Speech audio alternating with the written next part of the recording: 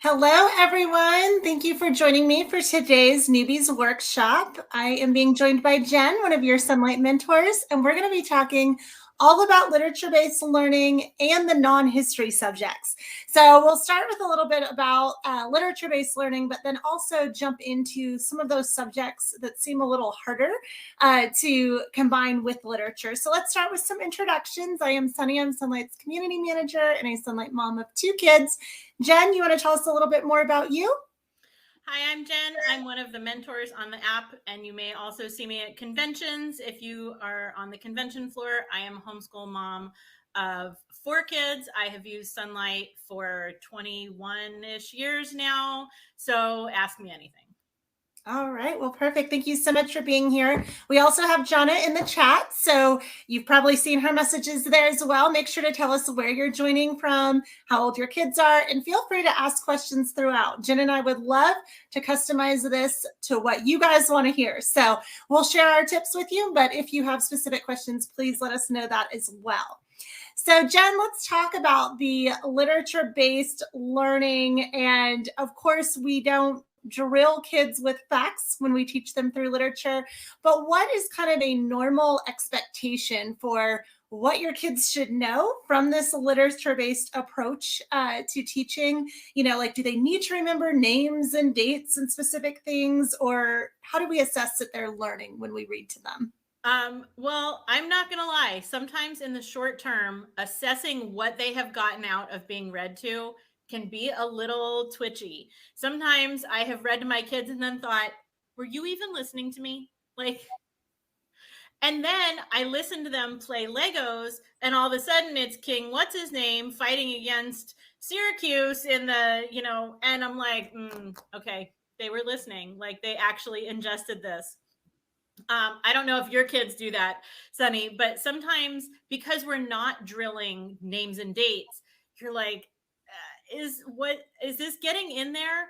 But I heard and I mean, years ago, I don't even remember where, somebody likened it to a spider web. Like, we're building strands and then we're hooking them together. And the more things you can hook together and the more connected we can make all of these little bits, that's when you really see them start to remember and make connections.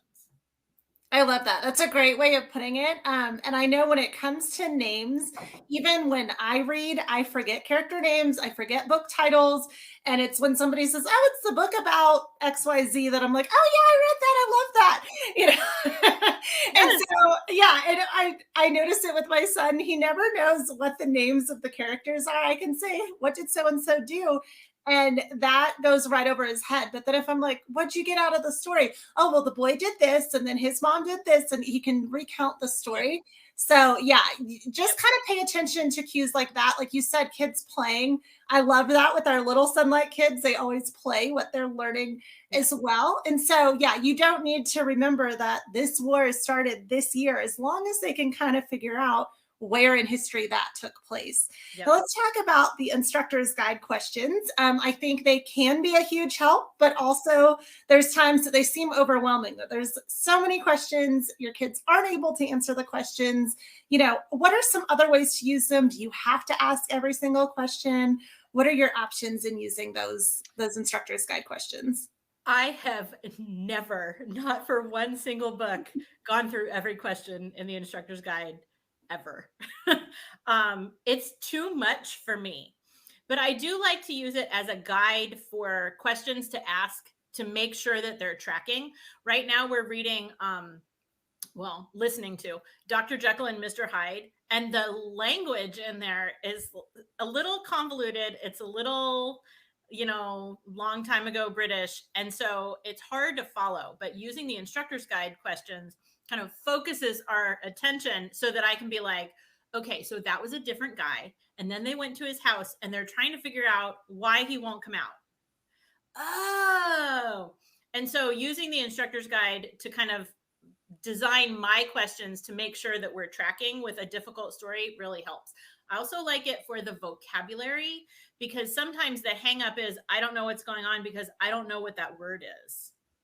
And so when there's vocabulary or mapping, that also really focuses me on things that might be difficult to ask questions about so that I make sure we're on track. Yeah, I love that. I know we get a lot of questions about, how do you use the vocabulary piece? I know for us, I've never really gone over the words when we start reading, but it's one of those, like, if we come to a word and the child's like, what does that mean? Or if I'm like, what does that mean? Then we can go back and look at the instructor's guide and say, oh, this is what that is. Or if it's something I think my kids may not know, I'll say, well, do you know what that means? Or do you know where this takes place? A lot of times at the beginning of the books, it'll have the setting, the time period, that type of information as well.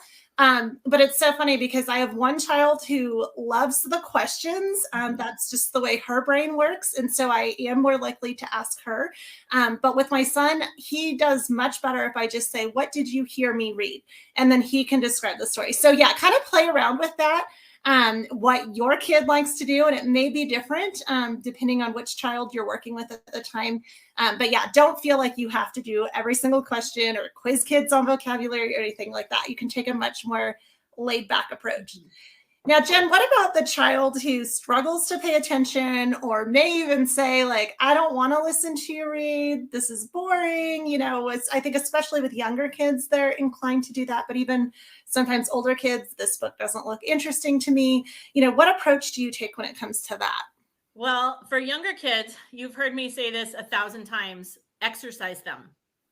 I know about my 48-year-old self. I can sit and pay attention longer when I have already worked out, taken a walk, gone hiking, gone for a swim, whatever. And I'm not like jittery with all my energy. Multiply that times 1,000 for the kid we're talking about. And if we go to the park first, exercise first, then they have a lot more attention span for being still.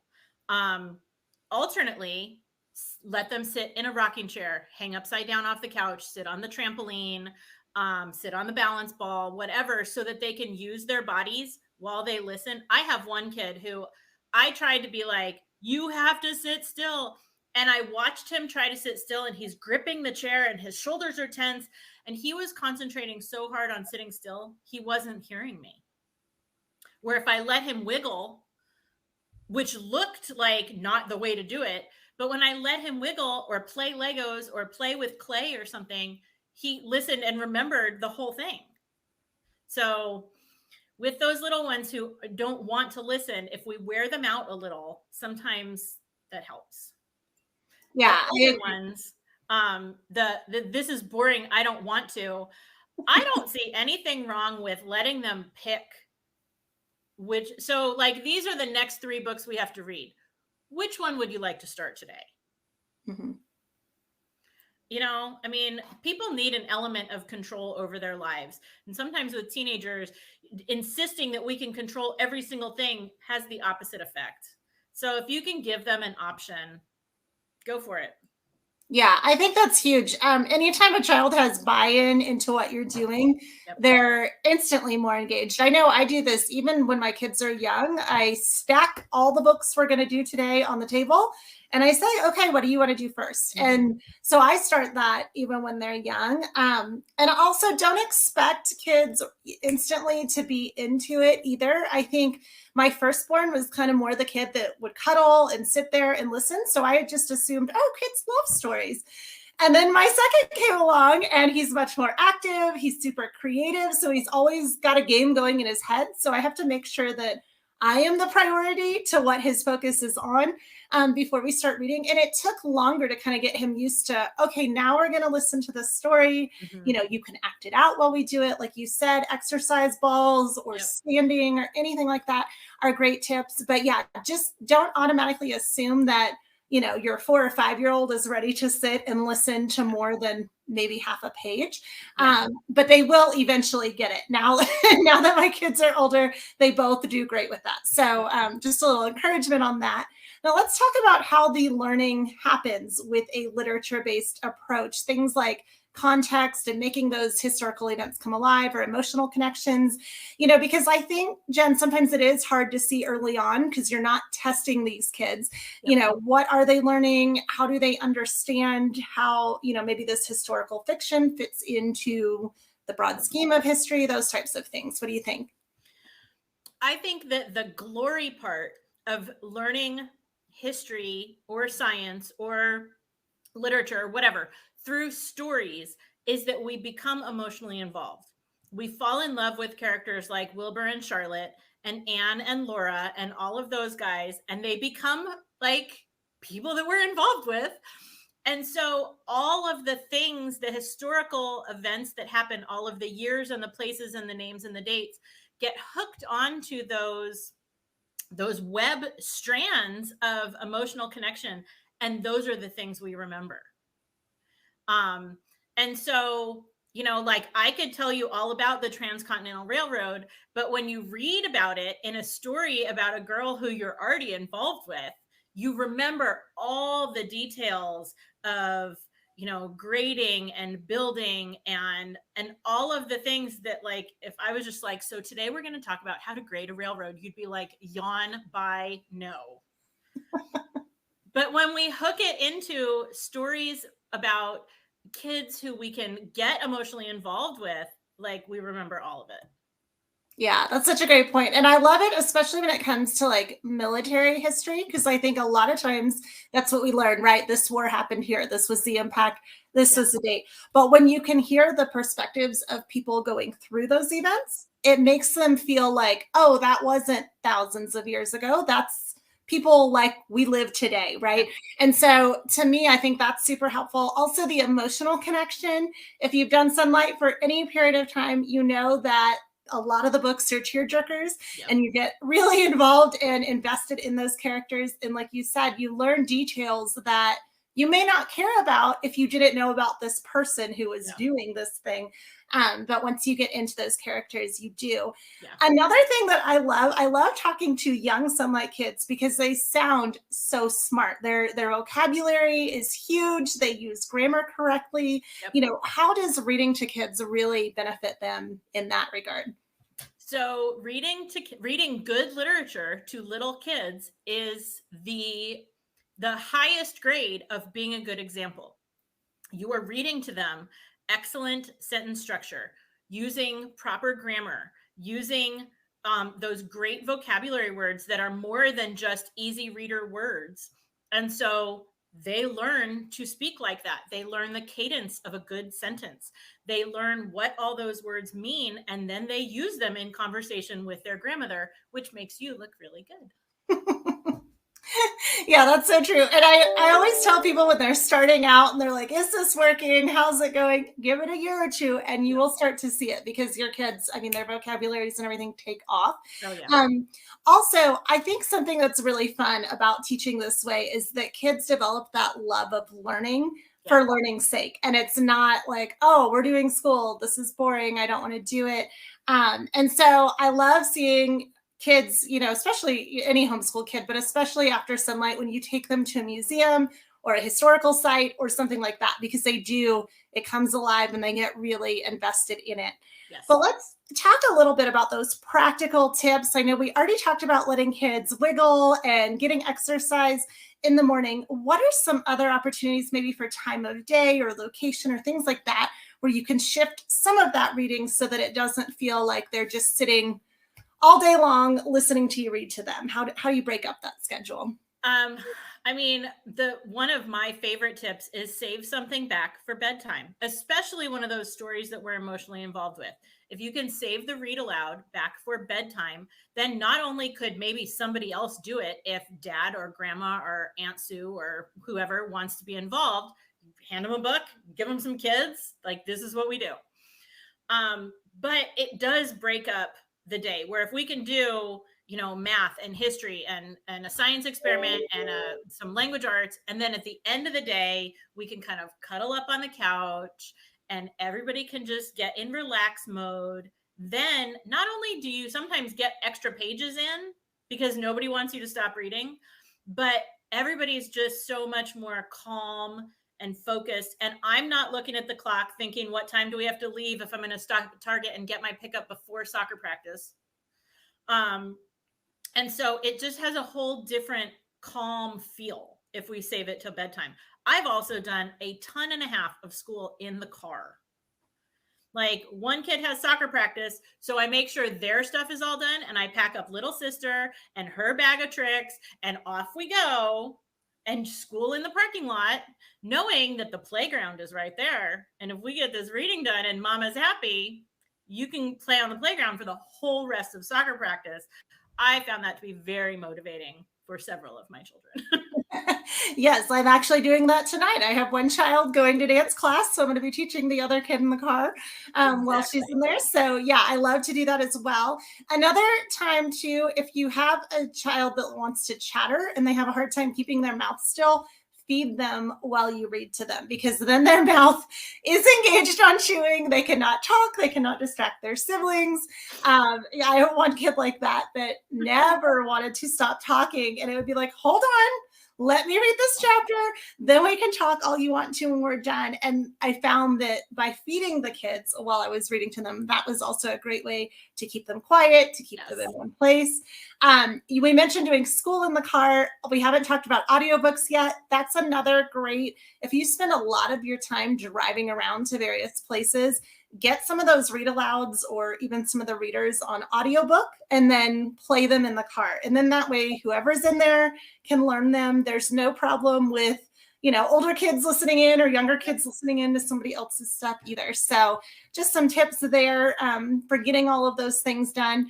But let's talk about the non-history subjects now, maybe the things that are a little harder to figure out how to fit in. I know read alouds are fun, even the history and Bible that's read out loud can be fun. But what about math? That's kind of the scary homeschool subject, I think, for a lot of people. So when it comes to math, how do you decide what you do and how do you fit that in with the other subjects? I got very lucky in my homeschool career. I discovered Math UC very early on, and it made sense to me, which I thought was a hot miracle. I was not a very mathy person. I can say now I'm on my 9th round of algebra, and it gets way easier after like 7-8 rounds. So for me, math was just, this is what we're doing. This is the way we've always done it. And it's worked. Math UC has worked for all my kids. Hallelujah. I never worried so much about fitting it, like making it mesh with everything else. Although I'll tell you what, like we're reading about Descartes and learning about Descartes in math and reading about Descartes in history right now. And that was not planned. It just sometimes fits. But we tend to get math done early, especially for my kids who are not as enthusiastic about daily math practice as others. We get it done so that it's at least done, because it's only a certain amount of work. It's not like this needs to take all day. And so if we can kind of knock that out, then anything else we have to take with us on our journey to soccer practice or dance class or wherever, is the easy stuff, is just the reading or just worksheets or just whatever. And they know their math is done. And sometimes that creates a level of peace that you don't have when you take your math book with you. Yeah, absolutely. And I know, Jen, you said that you discovered Math UC early. I've actually used 2 different math programs. So I started my kids with Horizons in kindergarten, and then Horizons only goes up through 6th grade. So we switched to Math UC for pre-algebra when my daughter hit that age. And I will give it another plug. The video instruction is outstanding if you have forgotten how to do stuff. I was pretty mathy in school, but in my career, I've never used beyond probably 6th grade math. And so I had to relearn, pre-algebra and then algebra, yeah. All of that. But Math UC does have that video instruction. I think Saxon does too. There's a few others. Sonlight carries like 6 different programs. So yep. Hopefully you can find one that is a good fit. But yeah, don't feel like you have to get stuck with one if your kids aren't learning it. And Sonlight does provide schedules for that, but a lot of times people don't know where to find them. So Jen, should they follow our schedules? Where can they find them? And do they have to follow our schedule? You do not have to follow any schedule. You can just go as fast or as slow as you need to. The homeschool police will not come after you if you do not finish 1 math book per public school calendar year. No problem. If you would like the Sonlight schedule for whatever math you've purchased. It's on the website, sonlight.com. In your account, you click on your name, not if I'm getting this right. You click on your name, and in your account, one of the choices is your downloads. And if you go into your downloads, you should see your available math schedules in there, right? Yes. So it'll match with the math program that you have, or like if you're doing a different handwriting than what's scheduled in your Sonlight Instructor's Guide, any of those supplements, you do have a schedule there. I did not discover that early when I first started sunlighting. And so we just do one lesson a day, and that's worked for us. And so we still now, I don't even know what my math schedule, what I should be on for either of my kids. We just do one lesson a day. So I do think math is something important to do a little bit every day, because you do have to build on concepts. It's not like other subjects where you can kind of jump around. So I would not suggest skipping math, but you definitely don't have to do it on our schedule. What about if your child is struggling to understand maybe the video instruction and the way you're teaching it? I mean, what do you do in that case? I know sometimes my daughter especially has said, I don't get the way you're explaining it. So what are some ideas if people are struggling there and their child's just not quite grasping it the way they're teaching it? What have you done? I back up. So like I can speak to Matthew C. I've used Saxon for different things, but I mean, it's a math book. They're all built the same way to a degree. If there's something that is not sinking in this lesson, we back up. Did you get the lesson before? Did you really master it? Can you explain it to me? How about the lesson before that? Because I find that the 2 or 3 lessons before this one are what we need to have mastered and then maybe integrate into what we're doing now. And so I have spent a lot of time in teaching my kids math going, you know how to do this. Remember when we learned, oh yeah, okay, this is where you use it. Mm-hmm. Now you have to do that thing and then do that other thing. And if you combine them on the right kind of problems, then you can get the answer. And so I back up a little. Is this working? And if the kid doesn't like how I'm explaining it to them, I have them explain it to me. How does this work? What did he just say? What are the 3 steps to get from the problem they gave you to the answer? Like, what are we trying to do? My kids roll their eyes and say, get X by itself. Because like, that's how many times I have said. So what we're trying to do is get X by itself. So what can you do to make that happen? You know, so yeah, having the child explain it, because where they get stuck is where they're stuck. So then you know where they're stuck, and then you can address that specific thing. Well, and you brought up the point too, that sometimes they might have understood the concept in this lesson, but they haven't made the connection that that's what they're using here. Yeah. We see that happen a lot, where it's like, oh, you know how to do this. You just don't realize that's what you're supposed to do here. Another thing that we like to do is if you're not getting it when I explain it to you, your dad's going to explain it to you now. My husband's super mathy and kind of is nerdy about it and dives into these deep explanations. And so a lot of times my daughter will figure it out all of a sudden when she realizes that she has to go listen to dad's math lectures. So that might be another option too, is like, oh, well, you can go learn it over here. And then, yeah, all of a sudden she's highly motivated. Another thing we'll do is we'll watch the video again together. I don't always watch every single video with her the first time. So, you know, we might watch it together. That way I know how she's being taught, you know, in Matthew C versus how I might be thinking it in my head, which could be different than the way she's being taught. Because sometimes things like terminology and stuff like that will trip kids up when it's brand new. So also we love Mathtacular in our house. That's a supplement that Sonlight sells, and they're just fun videos that make math applicable in real life. And so that's great for reinforcing concepts in elementary, you know, early middle school ages as well. But let's talk about science. Science is something that Sonlight carries. We've redone kindergarten through level D in recent years, and we're currently working on updating other levels as well. So I think the new science is so fun. But I feel like science is the subject that people a lot of times feel like they can't get to, or maybe they have a hard time completing experiments. So do you feel that science has to be done daily like it's scheduled in the IG, or how do you make time for science if that's not the area you gravitate towards?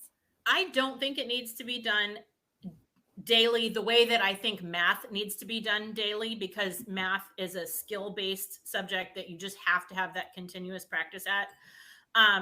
My oldest, her opinion about Sonlight science was that if we're going to pull out all these books, can I just do the whole thing? Can I just do the whole week, Mom? Can I? So she tended to do science 1 or 2 days a week, which left us time on a day where we didn't have any other science to do the experiment. As she got older, we tended to kind of block schedule it even more, where she would do kind of a whole unit or several weeks, and then we would do a couple of the experiments all together. Like, while we're making a mess, can we just do the whole thing? Because I mean, by that time I had like another toddler, and it was just like, oh my gosh, if we're going to make a mess, can we really get a lot of value out of this? So we felt free to block schedule science through the years. Have you done that? Yeah, I really have. It's funny because I actually majored in science. I love science, but I've never been a fan of labs and experiments. Mm-hmm. And so I'm kind of with you, where if we're going to make a mess this one time, let's do it all and go all out. My older child does a lot of her experiments on her own, but my son still needs us to help him. But that's something that we oftentimes will do on the weekend too, when we have more time. And it's not like, oh, you're going to destroy the kitchen, and then, I'm going to have to make dinner and there's going to be stuff in the way. So a lot of times that's a Saturday afternoon or Sunday afternoon activity in our house. That's also something that I will outsource to my husband. He loves the experiments way more than I do. And so the boys will go have experiment afternoon together, and then I can just do the reading, which is really my favorite part. But yeah, we definitely block it. If we're reading, one book for 2 or 3 days, and that's what we're answering the activity sheet questions on, we will, okay, well, today we're going to do science. So let's do all the activity questions for the week. Also, if I know the activity questions start young, like kindergarten, if your child is not writing yet, write for them. That is totally fine. Oh, yeah. And I think sometimes that tricks people or trips them up a little bit, where they're like, oh my goodness, they have to fill in answers. No, if your child's not at that level, fill that out for them, ask the questions orally. We do that a lot too. But that's kind of always been my approach to science, so that, it's important and it's something fun to learn about, but I don't like messes, and I don't like hands-on. That's not the way I learn. But if you have a kid who learns that way, make sure that you're somehow making time for that. So my youngest, he's very creative and kinesthetic, and so I feel it's very beneficial for him to do them. But if dad wants to do science experiments and you don't like them, feel free to pass that off.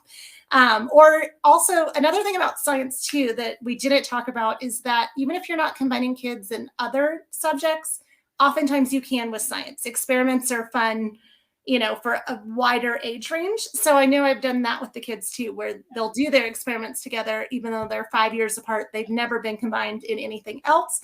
But a science concept, it's more subject based. Yep. So you don't have to do it in a certain order. We have a question from Linda saying, my second grader is having a hard time memorizing math facts. He's a hyperactive kid, and so we've tried jumps and claps and other activities, but it's just not clicking. What do you recommend? How old is he? He's second grade.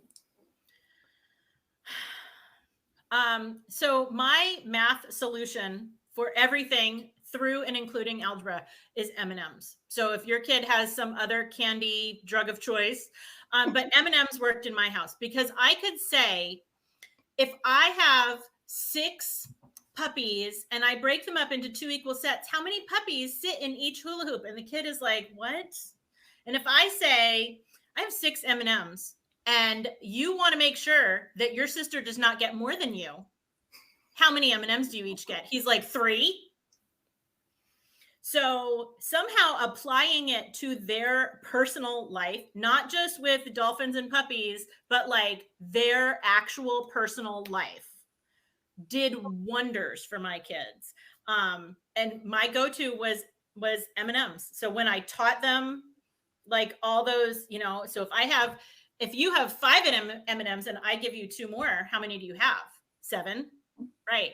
You know the math facts. We just need to engage the part of your brain, like we were saying with reading stories, that emotional part of your brain that feels like it's important to apply this information to a real life scenario.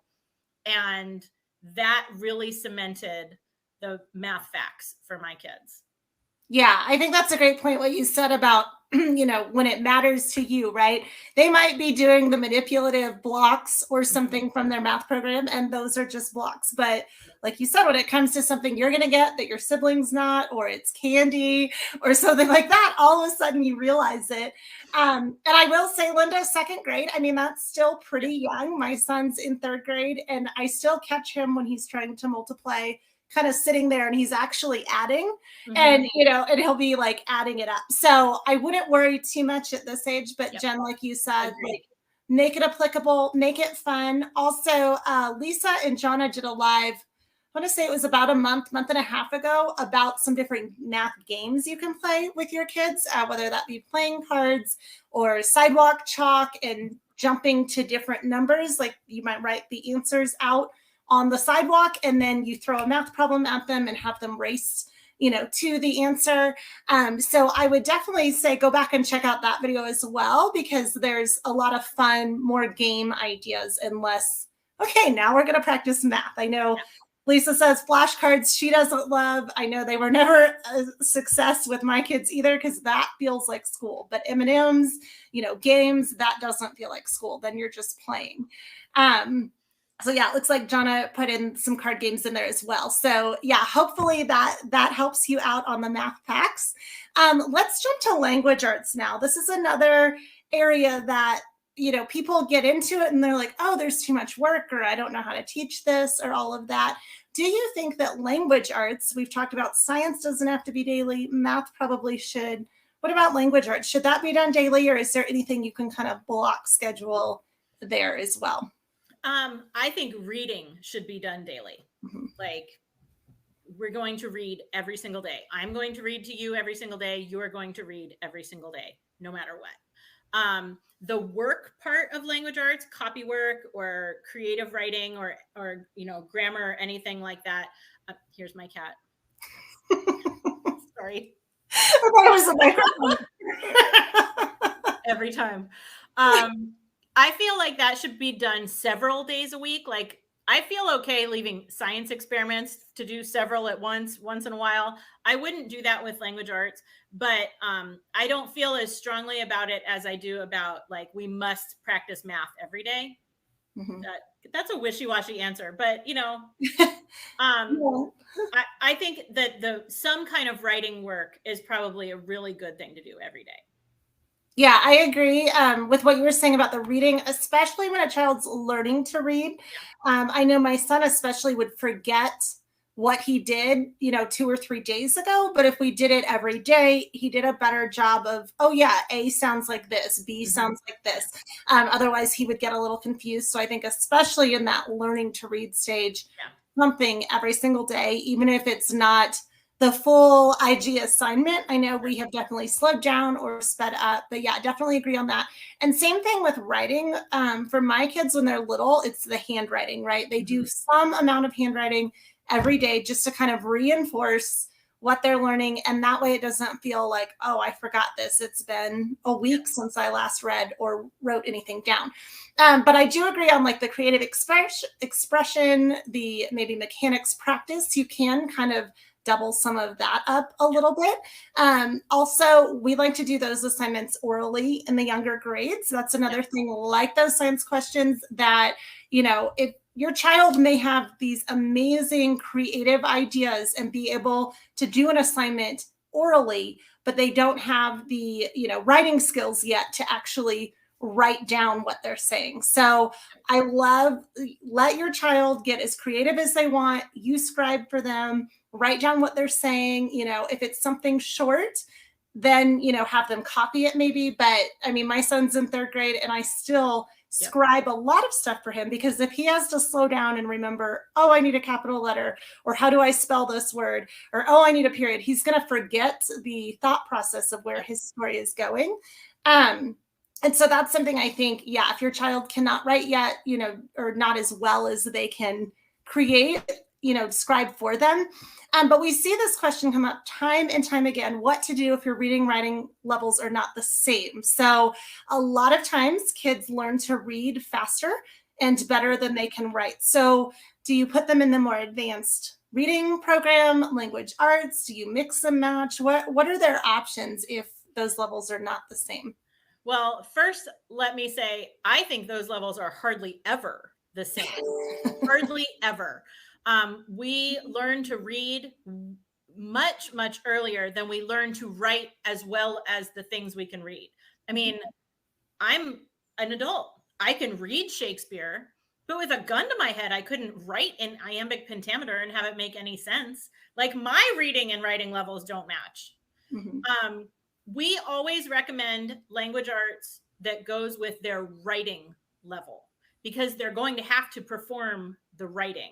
And so what I always did, because all of my kids, all 4 of them, they had this issue. They could read much harder things than the books that go along with the language arts that is at their writing level. So we did those books knowing they would be easy. The writing is easy to copy for them because they can read much harder things. Their books are easy to get through because, of course, they could read much longer things. And then on the side, I fed them other books at their level to challenge them or meet them where they are or whatever, knowing that we're using these books that are too easy, still good quality books, to show good writing at their writing level. Mm-hmm. Yeah, I think that's a great point. And I know some people do kind of mix and match. I've always used the same reader level with the same language arts, because a lot of times passages from those books are used in the language arts examples. And yeah, I absolutely agree. If the reading part is too easy, that's great. That's a confidence booster for your kids, because they're like, oh, look how fast I can read this book. School's easy for me. But then you make sure that they're not being stretched so far on the written work that it becomes super stressful and challenging. Now, we do sometimes hear, though, that assignments are taking forever when it comes to like creative expression, or maybe they're not quite ready for dictations yet.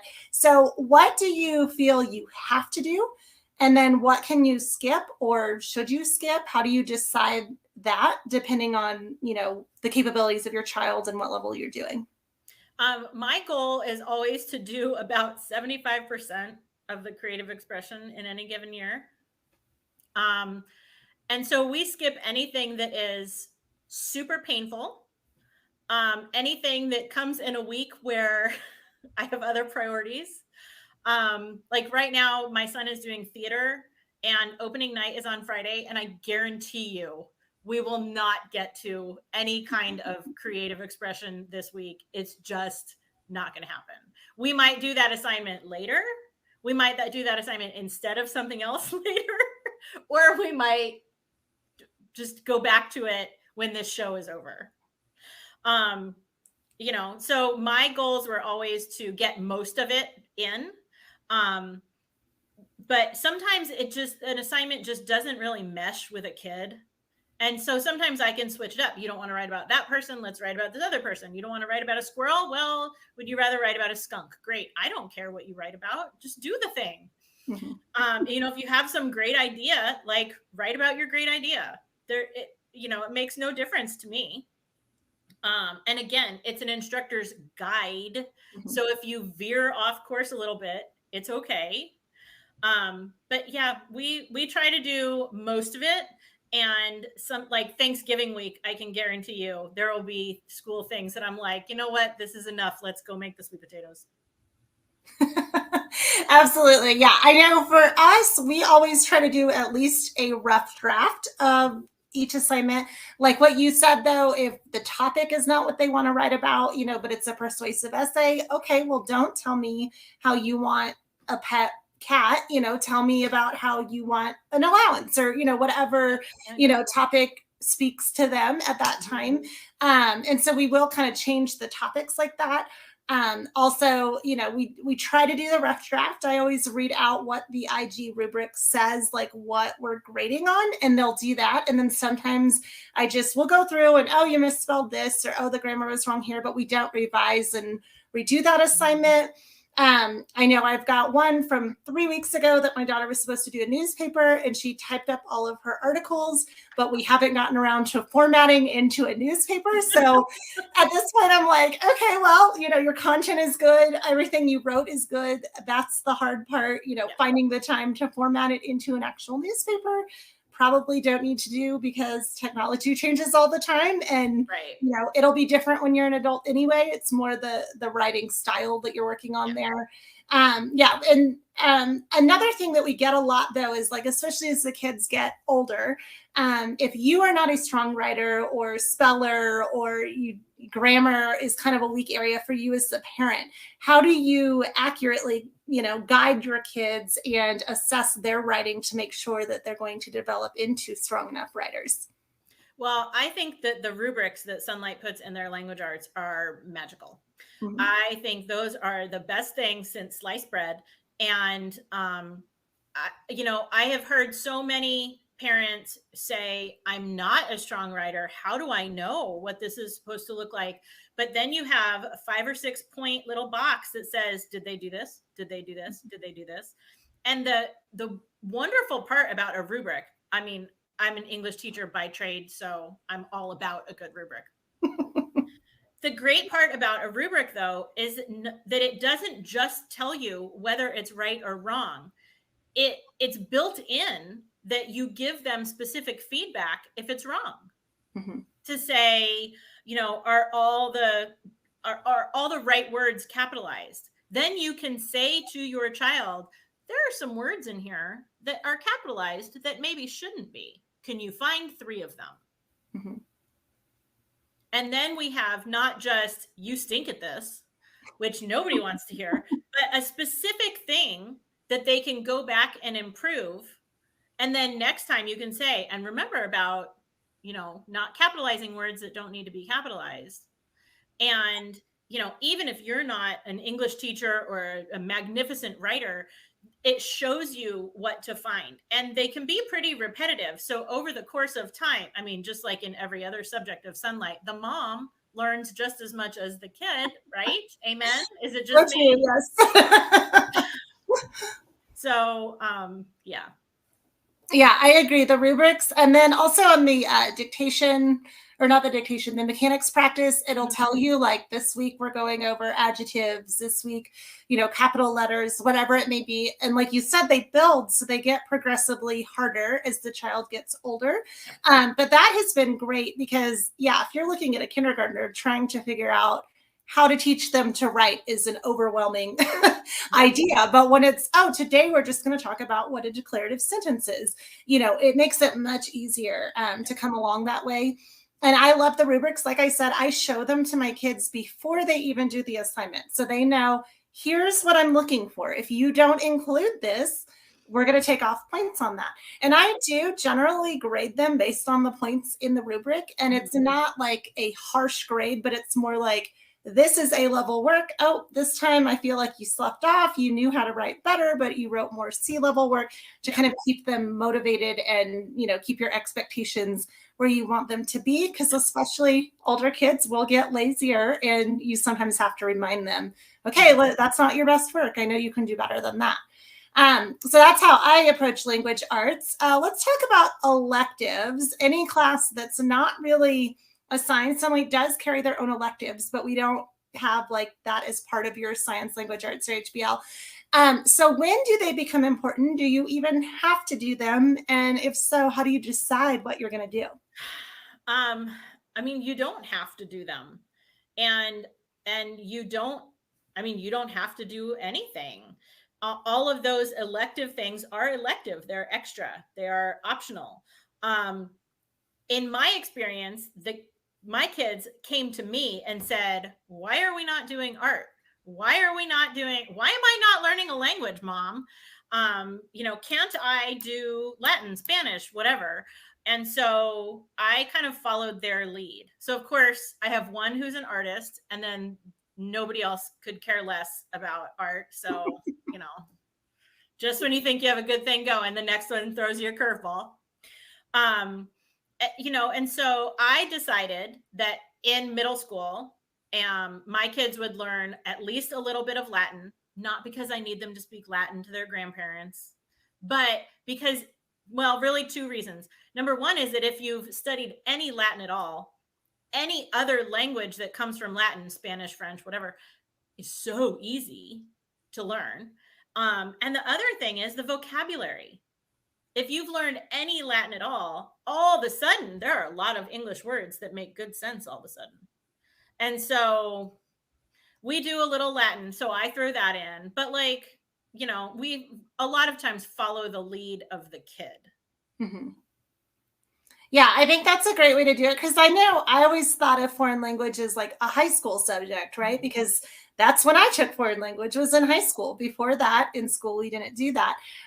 But then when I had a child who was like, I want to learn Spanish, you know, why aren't we doing this yet? I'm like, oh yeah, I guess we can do this now. We don't have to wait. Or like typing, right? That was big in, I think, 7th grade when I was in school. And a lot of times we have to kind of break this mindset of, oh, well, this is when I learned this. You know, when your kids are ready to learn it, go ahead and teach it to them if you want.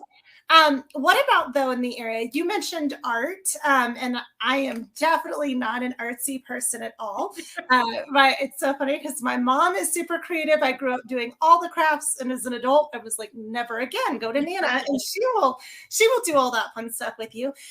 What are some ideas if your child comes to you and they do want to take an elective class, but that is not your strength or anything you have any desire to teach? What are some ideas for those types of situation? So my solution to that was to hire it out. Mm-hmm. My oldest had a private art teacher from the time she was 6 till the time she graduated from high school. And I was like, can I write you a check? Because I don't really art. And she was blessed with some of the most amazing people who taught her what they knew. So she learned a little bit of this and a little bit of that. And it was a fantastic experience all the way around. Like I said, the rest of my kids could not have cared any less about art at all. They got that from me. I'm like, I'm the mom of an artist. I don't do that. But, you know, I mean, one of the places we started with a lot of the elective things was just going through the Sonlight elective section and being like, what looks good? Like, what are you thinking of? You know, do you want to do this? Do you want to do this? Do you want to do this? And they picked some things that I never would have thought they would pick. But, you know, there you go. Yeah. I think let them provide the lead there. And then, yeah, I'm with you. If I am not interested in the subject or don't like it, I will gladly send you elsewhere, and you can do that. You can meet friends who want to do that activity with you. You mentioned your child in theater. I also have theatrical kids, and so they go and do theater with other kids. That's a hard one to do by yourself.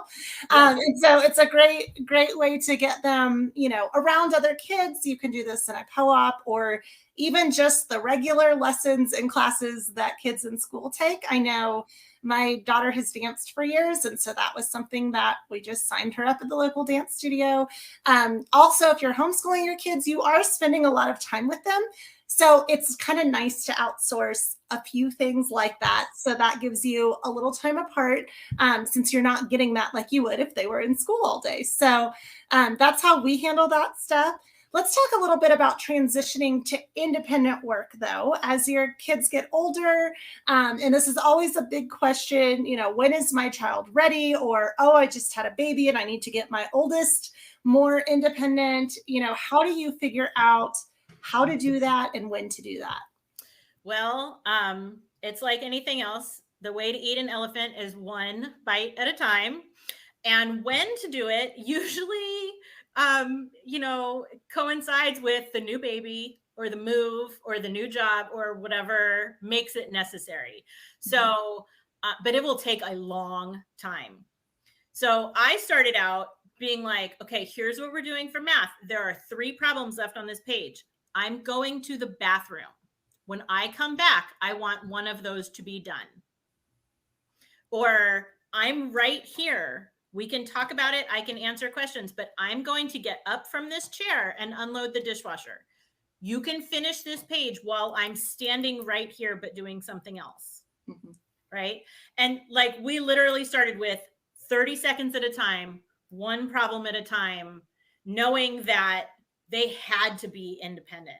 And of course, by the time, my youngest was homeschooling, I had one in high school and one in middle school. And so like they had to be independent. Mm-hmm. And so we just started very, very small. Not even like, I'm going to take a shower, finish this page. Like, I'm going to walk out of this room for 30 seconds, just do one problem while I'm gone. And then you build it up from there. I found that food rewards worked really well. Like, if I come back and this is done, again with the M&Ms, if I come back and this is done, that would be amazing. Here's a treat. Mm-hmm. I mean, not forever every time, but like just to get them in the mood, Yeah. Yeah, especially if you have a kid that's easily distracted. I love what you said about, I'm going to be right here unloading the dishwasher, depending on the personality of your kid. Because again, I have one that is very independent, self-motivated. Mm-hmm. Honestly, as my firstborn, I thought, oh, this is easy. I've got this. And then, your second child comes along and it's very humbling. And he's the creative one. He gets distracted easily. And so, yeah, don't necessarily walk away and leave that child to their own devices, even for 30 seconds or a minute, but starting one thing at a time.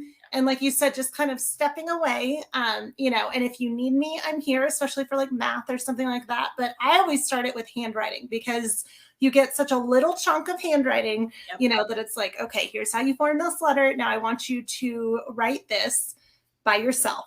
And then moving to math. And I gradually add on one subject at a time. I think it's unrealistic to take a child who's been doing everything with you and then, now they can read. So here, do several things at once. But feel free to do it throughout the year. I know my daughter, once she could read, did not want to read her readers aloud anymore. She wanted to start reading those to herself. And then she would tell me about them afterwards. Well, in my step, the intermediate step with independent reading was that you didn't have to read it out loud to me, but you did have to read it where I could watch you doing nothing but sitting there reading it. Yeah. Because I have one who doesn't like to answer questions. Don't ask me what it was about. I read it. I'm not going to talk about it. Okay. But then the flip side of that is that if you want me to know that you sat and read for 45 minutes, I need to see you do that if you're not going to discuss it with me. Mm-hmm. And so, that's like, if you don't want to read it out loud, fine. You can, if you don't want to read it out loud to me, maybe you can read it out loud to little brother, read it out loud to the cat, or just sit and read it to yourself, but where I can see you. And then once you're like, of course she's reading, what else would she be doing? Then, take it to your room, report back, whatever is fine. Some kids that happens instantaneously. Mm-hmm. Some of them it takes forever. Yeah. And I think that's a good point too. Yeah. Is don't assume that what one child did really well, the other one will do really well as well. That second one, man, that second I was just gonna say my son still has to read out loud because I don't trust him not to. Exactly. But it's funny, my kid, my second born, my fantastic son, who was exactly that child, now reads aloud daily to his wife. Oh, I love that. That's part of what they do. So, I mean, it all comes out good in the end. It's just in the meantime, when you're like, yeah, and I think what you said about the elephant, one bite at a time, one day at a time, consistency, and remember you're training them for future things, future independence. And yeah, for some kids it is very quick and they can do everything by themselves on their own. And that's the way they like to do it. But for other kids, it is going to take longer. They may want to do it on their own. And like I said with my son, I don't trust him not to skip pages at this point just to get it done. Yep. And so he does still have to read out loud. But once he proves that he's going to read the whole thing, then we'll move him towards that independent path as well. But I think the nice thing about doing Sonlight and reading to your kids is they do develop that love for learning, and it's kind of contagious. As they get older, it gets easier. So those of you that have a bunch of littles right now, don't worry. it will work out. In a few years, you'll be looking back and saying, oh yeah, now it's so much easier. And, I remember being stressed all the time when they were younger, or whatever. But I know now, I'm able to talk to you, Jen, while my kids are working out there. And, it's not what it would have been a few years ago. So mine is actually, my youngest is at theater. So there are actually 0 children oh, in my wow. house right now, which this theater show has been the first time in 25 years that I've had this experience on a regular basis. And so I sit and just kind of like, I don't know quite what to do with myself. What to do with yourself. There's nobody to listen for. It's, yeah. So. Oh, that's funny. Yeah. So do you have any other last minute tips? We have about 5 minutes left before we have to go. So do you have anything else that you would share, or encouragement, or ideas for people that are new right now? My encouragement about literature-based learning is that it's not instantaneous. You are not going to see immediate results and memorization of anything on day 1 or day 30. But if you trust the process, you will see results. You will see kids making connections between things in separate books. You will see kids making connections between the historical timeline and characters that they know and love. You will see that. It will happen because that's the way it works. I would also encourage you that, like, the educational researchers who study things like SAT scores and college entrance and all of those very important goals that, we've all had in the back of our heads all these years, they consistently say kids who are most prepared, most able, most high scoring, what do they have in common? They were read to. Mm-hmm. These are the children who were read to. So if in a day you're like, I'm pulling my hair out, everything has gone wrong, all we did was read, you're doing okay. Because in the end, that's one of the things that affects their future success the most. So when you say all we did is read, you check that off like it's a really, really important box. Yeah, absolutely. I love that. You brought up the timeline too, which we haven't talked about. A lot of people are like, oh, do I have to do the timeline? I highly, highly suggest it, because after you've done a few years of Sonlight, it's super helpful to be like, oh, this was happening in this country at the same time this was happening in this country. Yes. I know for me growing up, I never quite made those connections in school, because it might be like, oh, in 1640 this happened, and then over here in 1640 this happened, but I never quite got it right, that it was all happening at the same time. Yeah. And a lot of times, it was like, here's ancient history, then here's European history. Now America's a country, and we're not going to learn about what's happening anywhere else in the world for the rest of your education. And I know that once I started doing Sonlight with my kids, I was like, oh my goodness, the same time this was happening in the US, this was happening in this country. Exactly. And so I love that about Sonlight. We both mentioned that we have learned a ton. And so using that timeline has been such a helpful tool in our house to really make those connections and those things that, we're lacking, I think, in my own, American education in the 90s. You can learn all the facts and all the dates, but if nothing ever makes you stop and go, oh, that happened right out. No, because that had to happen first. Oh my gosh, Mom. Like, if you never have that moment, what have you really learned? Exactly. So yeah, so true. So yeah, just to encourage all of you that are new, if you're wondering if it's working or how to corral everybody or whatever, we will tell you, yes, like you said, Jen, future success, a huge indicator of that is how often children are read to. So you are on the right track. And if you ever have questions or need help with your specific situation, get in the app and let us know. You are surrounded in there by our Sonlight mentors, as well as other experienced Sonlighters who have walked the path before you and can give you some ideas and some suggestions, and a lot of us have our favorite programs or books. So we will definitely get excited with you when you have those successes or when your kids really connect with a certain character. So make sure you're there in the app and letting us know if you need anything. Jen, thank you so much for being here today and talking with me. And Jonna, thank you for running chat. If you guys need anything at all, let us know.